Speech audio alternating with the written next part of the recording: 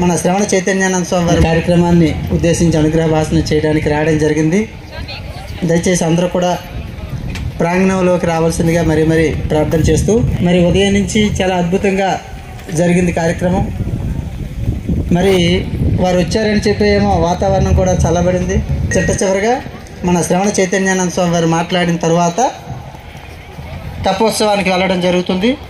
శ్రవణ చైతన్యానంద గారి అనుగ్రహ భాషణ ఉంటుంది.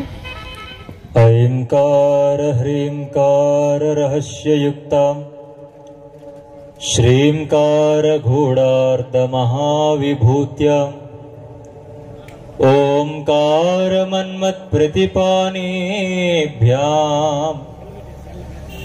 నమో నమః శ్రీ గురు పాదుకాభ్యాం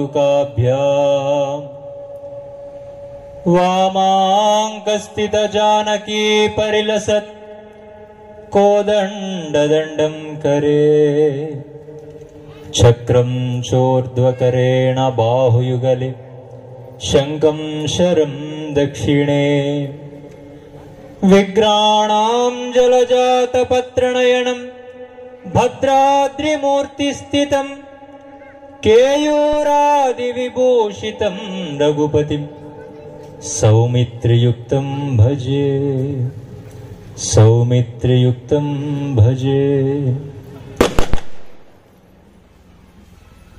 అందరూ గట్టిగా రెండు చేతులు పైకెత్తి చెప్పాలి. జై శ్రీరామ్, జై శ్రీరామ్. ఎలా ఉన్నారు? అందరు బాగున్నారా? ఏమ్మా, నోటితో బాగున్నామని చెప్పినా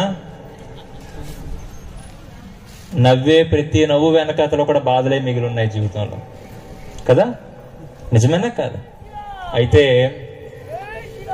కలియుగంలో కష్టాలు లేని వాళ్ళు ఎవరు ఉండరట కదా? కష్టాలు లేని మనిషే ఉండడు, కష్టము లేని భక్తుడే ఉండడు, కష్టములు లేనివాడు భక్తుడే కాడు. ఈరోజు మనందరం కూడా ఎవరు అడిగినా కూడా ఎలా ఉన్నావని ఎవరు అడిగినా నేను బాగున్నాననే చెప్తాం తప్పితే బాగోలేను అని మాత్రం చెప్పం. అందుకే మనసులో ఎన్ని బాధలున్నా ముఖానికి తెలియకుండా బ్రతకగలిగిన వాడే ఉత్తముడు, వాడే శ్రీరామ్ భక్తుడు అని నేను చెప్తాను. మనసులోనే దాచుకుంటారు తప్పితే బయటికి చెప్పుకోరు. సాధారణంగా కిందటి సంవత్సరం కాక ఆ కిందటి సంవత్సరం యజ్ఞానికి నేను వచ్చాను. రోజులు మారుతూ ఉన్నాయి, రోజులతో పాటు పరిస్థితులు స్థితిగతులు అన్నీ మారుతూ ఉన్నాయి. ఇందులో మీ అందరికీ కూడా బాగా సుపరిచితులు సమతానంద స్వామీజీ వారు, మా యొక్క పూర్వాశ్రమ తాతగారు, గురువు గారు. వారు కూడా మొన్న ఆగస్టు 14వ తారీఖు నాడు శరీరాన్ని కుంభక యోగం ద్వారా విడిచిపెట్టారు. స్వామి కూడా గొప్ప కవి, ఉపన్యాసకులు కాబట్టి వారు భద్రాద్రి రామశతకంలో ఒక మాట చెప్తారు. ఏమంటారు? నిత్యము నిన్ను సేవించి నిలచువారు, నిత్యము నిన్ను సేవించి నిలచువారు, కష్టములు ఎన్ని వచ్చినా కృంగబోరు. నిత్యము నిన్ను సేవించి నిలచువారు, కష్టములు ఎన్ని వచ్చినా కృంగబోరు. గాలి తుఫానులకు కొండలు కదులనటుల, గాలి తుఫానులకు కొండలు కదులనటుల, రమ్య రస సాంద్ర భద్రాద్రి రామచంద్ర. ఏమంటారు స్వామి? నిత్యము నిన్ను సేవించు నిలచువారు. ఎవరైతే అన్యదా శరణం నాస్తి త్వమేవా శరణం మమ నిన్ను సేవించుకుంటారో ఎన్ని కష్టములు వచ్చినా కృంగబోరు. వారు ఎన్ని కష్టాలు, ఎన్ని ఇబ్బందులు, ఎన్ని సమస్యలు, ఎన్ని దుఃఖాలు, ఎన్ని బాధలు, ఎన్ని వేదనలు వచ్చినా కూడా కృంగిపోరట. దాన్ని కూడా నా దైవం నన్ను పరీక్షిస్తున్నాడే అనుకుంటారు తప్పితే శిక్షిస్తున్నాడని మాత్రం అనుకోరట. మరి వారి పరిస్థితి ఎలా ఉంటుందట? భక్తుల పరిస్థితి, గాలి తుఫానులకు కొండలు కదులనటుల. గాలి తుఫానులు కొండలు కదులుతాయా? రమ్య రస సాంద్ర భద్రాద్రి రామచంద్ర. ఈ రోజు నిజంగా నాకు మిమ్మల్ని అందరినీ చూసిన తర్వాత స్వామి చెప్పిన మాట నిజమే అనిపించింది.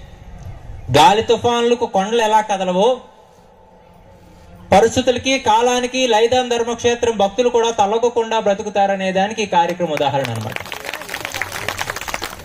సాధారణంగా ఒక పక్క చూస్తే ఎండాకాలం వేడి కంటే ఎలక్షన్ల వేడి ఎక్కువైపోయింది. నిజమేనా? అటు వెళ్తే 2 వందలు ఇస్తారు. అది శ్రీనివాస్ చూడండి ఏమంటున్నారు, ఇక్కడికి వస్తే తిరిగి ఇవ్వాలి మాకు, అక్కడికి వెళ్తే వాళ్ళు తిరిగి ఇస్తారు. మరి మా అమ్మగారికి కట్టుకోవడానికి మంచి చీర ఇస్తారు, అయ్యగారులకి ఒకసారి కొనడానికి అలా ఉంది కదా అది ఇస్తారు. మరి అందరికీ నచ్చింది తిండి, ఆ బిర్యానీ పొట్లాలు ఇస్తారు. దానికి మాత్రం ప్రాకులాడిపోతారు మనుషులు కదా.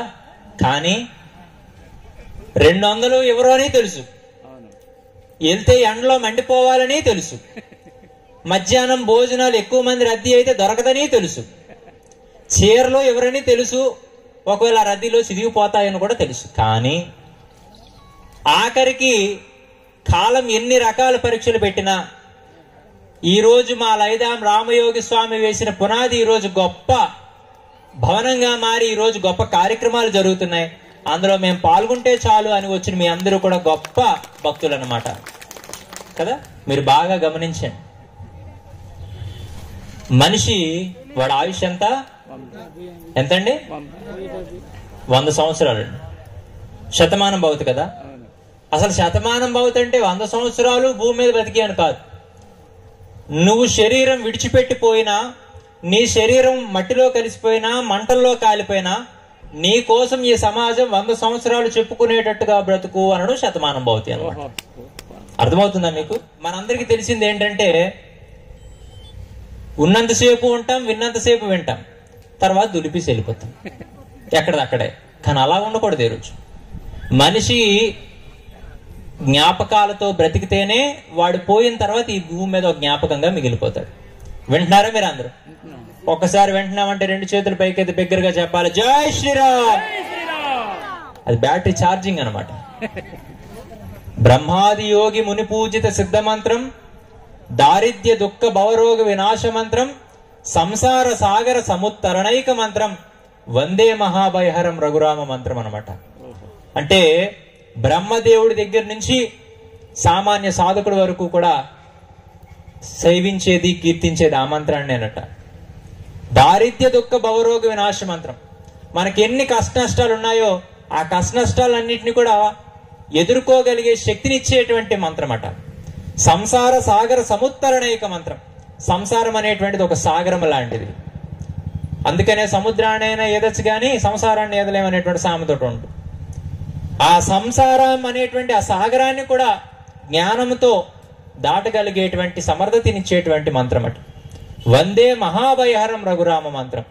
మనిషి అనేటువంటి వాడికి భయవర్జితుని చేస్తుందంట ఆ రామ మంత్రం. ఎందుకంటే ఎవరైనా మనల్ని ఒక మాట అంటే దాన్ని పెద్దగా మన మనసులో పెట్టుకొని బాధపడిపోతుంటాం.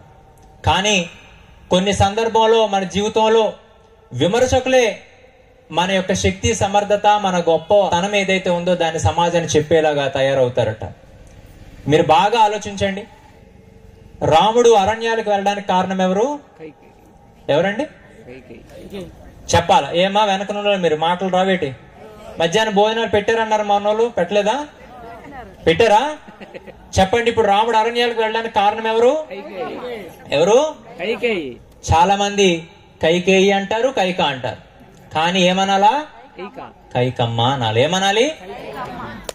దాన్ని ఎవరు చెప్పారో తెలుసా? రామచంద్రుడే చెప్పాడు.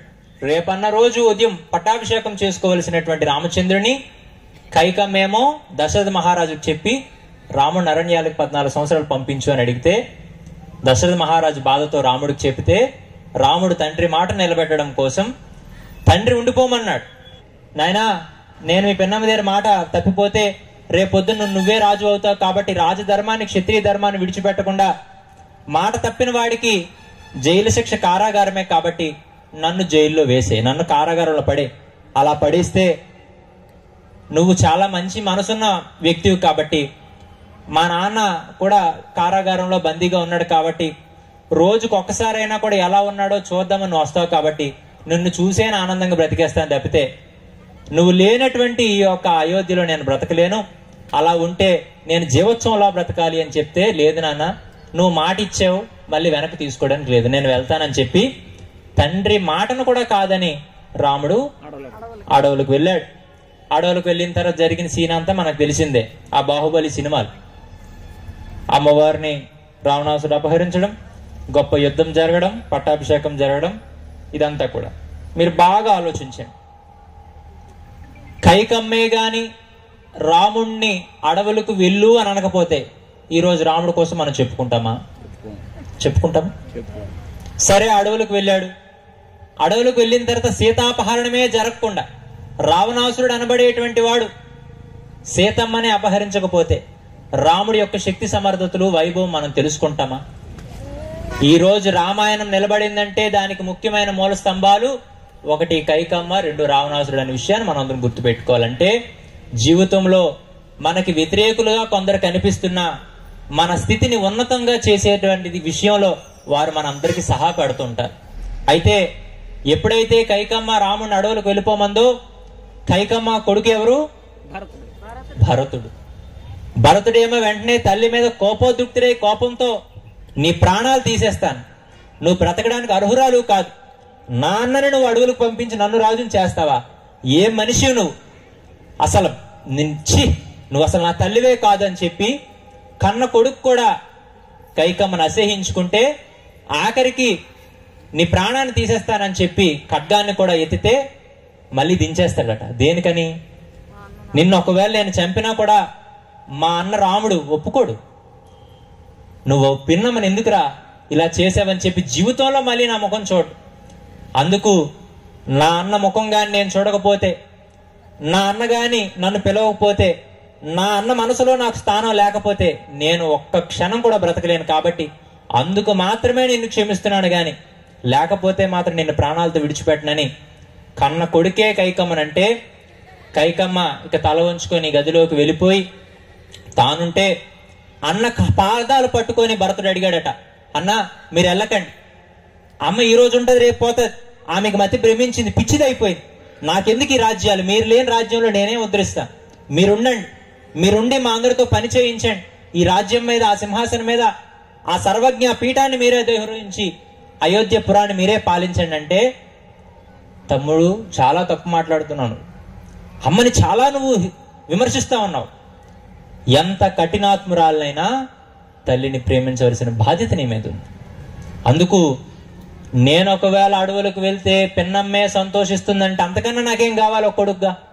అందుకు ఏం లేదు, 14 సంవత్సరాలే కదా, నువ్వు ఉండు, నేను అడవులకు వెళ్తానని చెప్పి ఆఖరికి మాతృ పితృ ప్రేమను చూపించినటువంటి మహా పురుషోత్తముడు రాముడు. కాబట్టే ఈ రోజు మనందరి మనసుల్లో కూడా ఆయన నిలిచిపోయినాడు ఈ రోజుకి కూడా.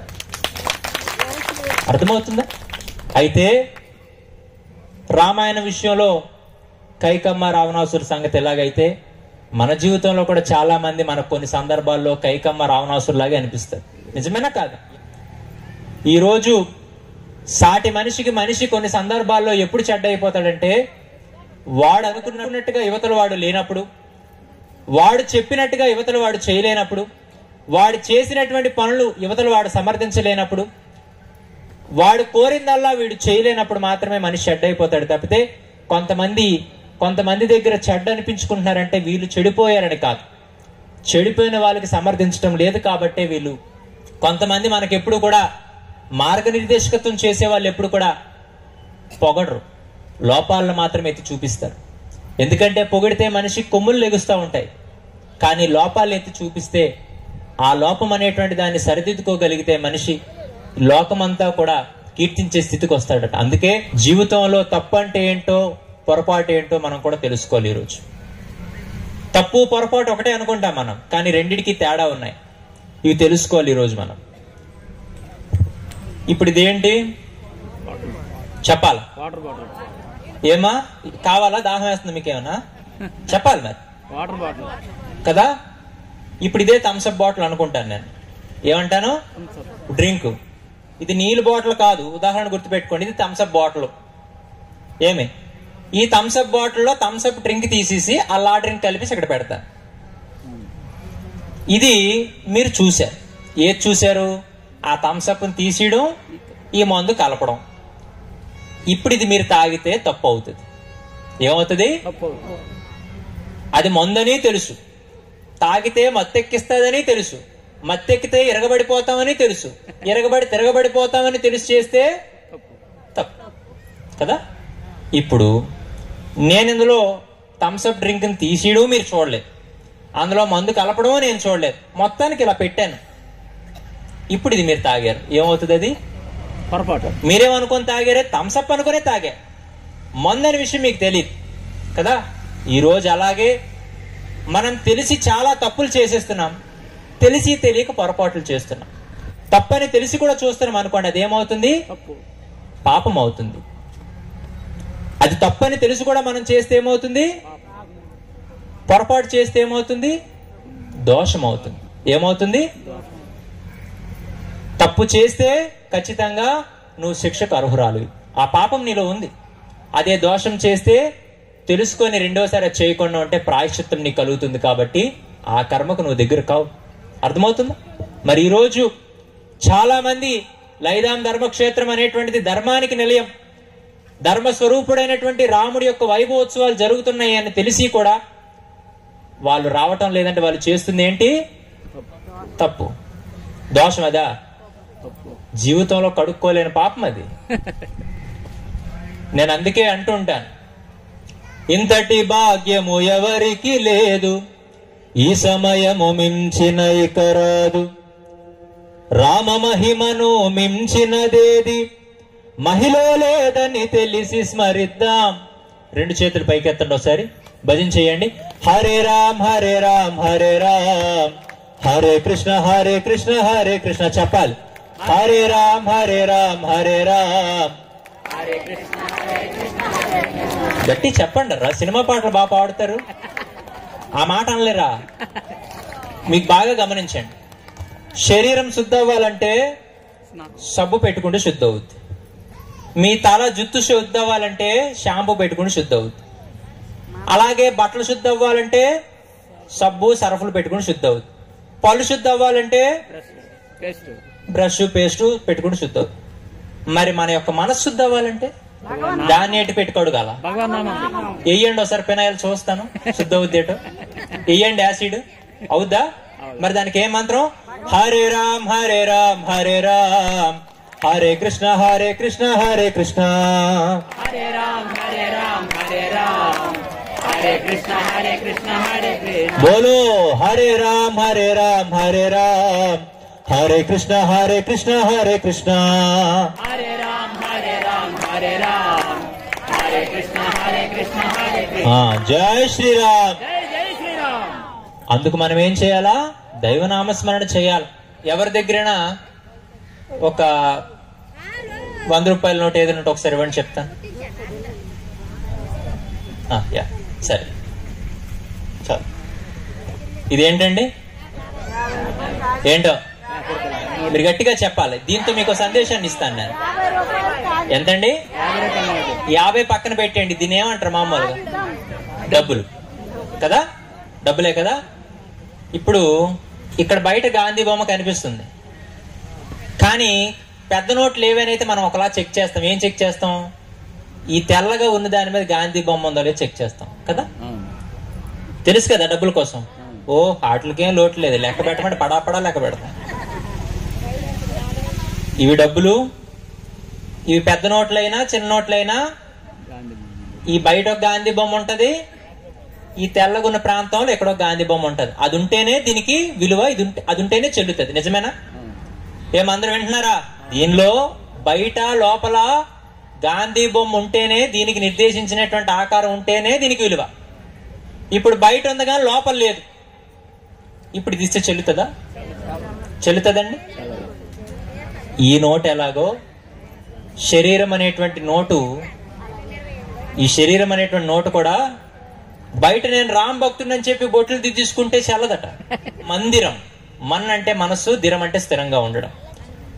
ఆ మనసు అనేటువంటి ఆ మందిరంలో స్థిరంగా స్థాపితమై రాముడు ఉద్దేశాలకు అనుగుణంగా బ్రతికినప్పుడు ఈ బయట కనిపిస్తున్నటువంటి ఆ లక్షణాలు, లోపల ఉండేటువంటి లక్షణాలు కలిస్తేనే ఈ నోటుకి ఎలాగైతే విలువ ఉంటుందో మన జీవితానికి కూడా ఒక విలువ ఉంటుంది అన్నమాట. అర్థమవుతుందా?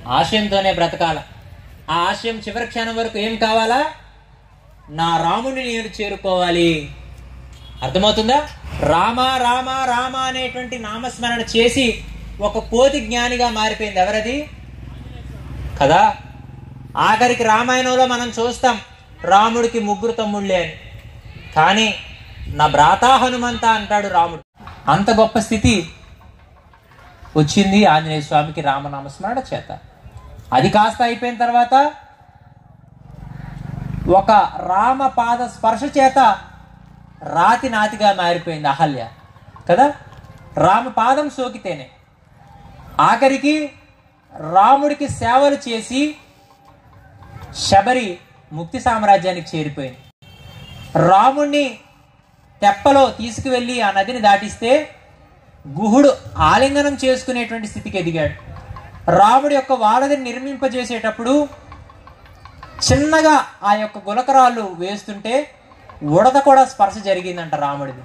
అంటే రాముడి కోసం ఆలోచించిన ప్రతి ఒక్కరికి కూడా రాముడు ఒక ఉన్నతమైన స్థితిని అందించాడు. మరి ఇవి తెలుసుకున్న మనమేమవ్వాలా? ఆ రామనామస్మరణ మనం చేసుకోవాలి. ఈరోజు స్వామి మంత్రాలు అంటారు కదా, ఆ మంత్రాలు చెప్తేనే మంచి అవుతుందేమో కదా అంటే రామనామం కంటే మించినటువంటి మంత్రం ఇంకొకటి లేదు. రామనామం తారక మంత్రం. అర్థమవుతుందా? సనాతన ధర్మ కి గో మాతా కి గీతా మాతా కి గంగా మాతా కి సీతా మాతా కి జై హింద్.